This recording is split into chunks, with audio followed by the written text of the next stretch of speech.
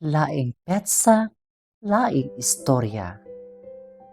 Ang istorya sa kinabuhi ni Cassandra kabahin sa gugma. Sa dili pa nato sugdan ang kaagi ni Cassandra mga kamags, a big shout out ni Fanny Wasay Vines.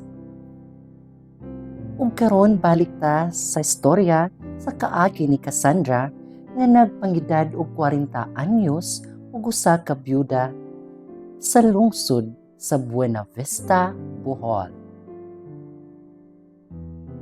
Si Cassandra mga kamags, usa ka byuda ug adunay 5 ka mga anak sa nagkalain-laing amahan tungod sa iyang kauwagan. Kini atong istorya is gama-gama ra ug naibog ka paggama og imuha. Sana all. Dear Kamags, ako di ay si Cassandra, 40 anyos, ug taga Buena Vista, Bohol. Nahagit ako sa pagsulat ni ining akong kaagi mahitungod sa gugma sa nagkalain-laing lalaki kay lagi mobilangkad man ko pirmi. Sugdan ta sa dihang nagkakami ni Jaime nga usa ka motorista sa lungsod sa Buena Vista.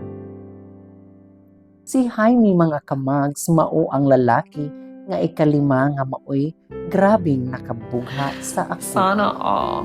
Dili lang kay mamughaay, makipagpinaakay pa ang atay. Sa tanang mga lalaki mga kamags nga niagi sa akong kinabuhi, kang Jaime ra gyud ang dahil. Sana all. Usa ka adlaw ni ana sa dihang nanihapon ang mga bata, si Jaime nakahuna-huna nga makipag-ana-ana.